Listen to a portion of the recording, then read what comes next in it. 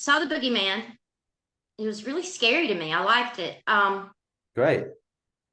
It's such a big part of this film. Um, how did you go about balancing the horror and the scares along with the heartbreak?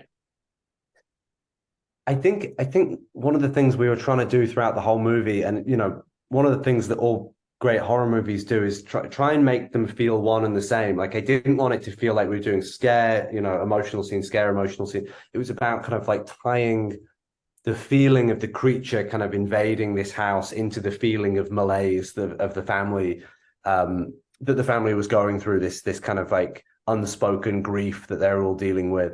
And I wanted to make sure that both of those storylines kind of like arrived at the same place at the end, and that when there was the final confrontation with the creature, it also felt like they were confronting all the emotional baggage that they hadn't been dealing with before. And it's like something that King does so well that, while we were making this, we were like, that's kind of crucially important that we get that right, because that's at the heart of great King adaptations, is the heart. Right, out of all of the King adaptations, why this one? Well, I came onto this one. This one was already being developed. There was already a script by Beck and Woods, the Quiet Place writers. It came to me. It was very different when it came to me, and then I read it. And one, I remembered this story really fucking me up as a kid. It just felt very adult and very kind of like it was very scary for it was very, the kind of human story was very scary, and then the creature obviously was very scary, so it kind of like hit me twofold when I read it as a kid. And then I read this script, and there was a lot of stuff that I wanted to change, and we kind of took it off in a different direction. And it was kind of one of those things where I read it and immediately knew the movie that it wanted to be, and that the direction I wanted to take it in.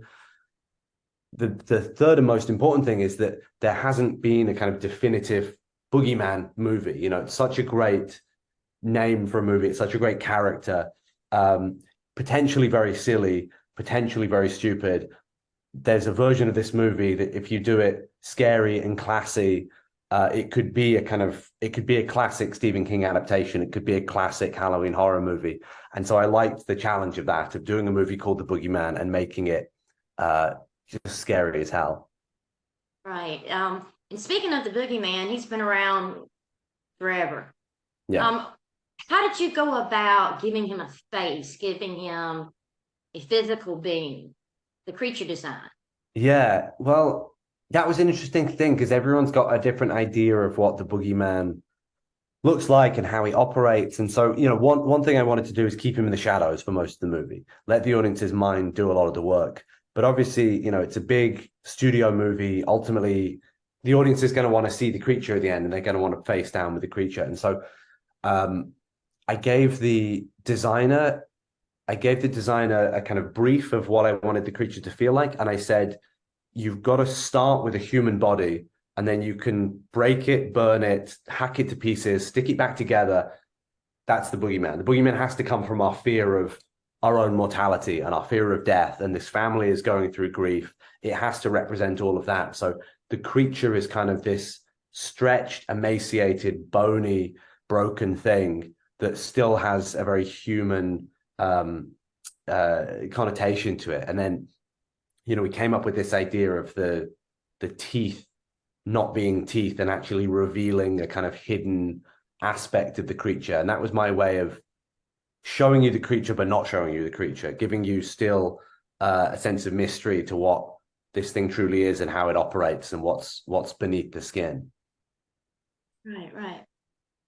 Okay. Why do you think it is that people crave horror? I think Well, I think there's different kinds of horror and different horror experiences. I think movies like this, where you go and watch them in a cinema full of people who scream and jump and throw popcorn, it's just there's almost no greater communal experience than watching a horror movie with a crowd of people. It's amazing when you're in an audience and you see and you feel everyone jump at the same time, or you feel everyone in tension at the same time. And there's an amazing sense of connection and community when you watch horror movies. You feel like we're all having the same experience right now. We're all like gripped in the tension of this movie. And I think that's so special. And no other kind of movie does that. I mean, comedies do with a big laugh, but it's a different thing to be held in tension and fear. And I think also it's a good outlet for a lot of things that worry us and stress us out, and that are taboo, or that we think, we don't want to be thinking of. It kind of like dramatizes that in a way that's healthy, and kind of like it disinfects it by bringing it out into the light a little bit.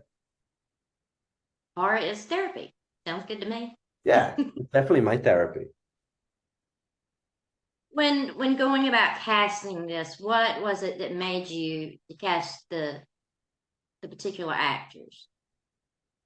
Really, the big thing for me was casting actors who already had a great personality to bring to the screen. That was, I didn't want somebody to just turn up and read lines. I wanted somebody that the audience immediately latched onto, and so much of that is like finding people who just naturally have they naturally have that kind of magnetism. And I think Sophie totally has that. And there's so many of her mannerisms and her particularities that are in the film. This, the same with Chris, who's such a kind of thoughtful, like empathetic person, and like really brought that to the character. That there's so much of him in a lot of those moments. And the big one is Vivian Lyre Blair, that we rewrote the part for her because originally it was written for a little boy, and then we opened the casting up, and she gave this amazing audition. But then in between the scenes during the audition, she was just talking a mile a minute and just had such energy and such charisma. And I knew that if we cast her and got a little bit of that personality into the character onto the screen, that would be really special, and the audience would fall in love with this character. All right. Okay. I have to ask you a question that's a little bit personal. Okay. Since making this film, has there been a moment where you've walked into, your dark bedroom, getting ready to go to bed, and looked at that closet and had to think for a second? Yeah, but I was doing that before. I'm a scaredy cat. Like the way that I come up with scares for movies, the way that I come up with scares for the Boogeyman is I would turn off all of the lights in my apartment, and I would just walk around and feel my way around, and like my mind just suddenly starts imagining the most terrible things in the shadows, and then I turn the light back on and I'd write it down, and then I turn the light off and do it all over again. So no, me being a complete scaredy cat is crucial to the process. That's fantastic. Well, like I said, I liked it. I thought it was a great film. I love the balance of it with the horror and that heartbreak Yeah. and loss. Oh, thank you. So it was great, and I can't wait for our readers to all see it. And it's, I can't wait to see what you do next. Oh, thanks so much. Thank you so much for your time. You too. And I hope you have a great day. You too.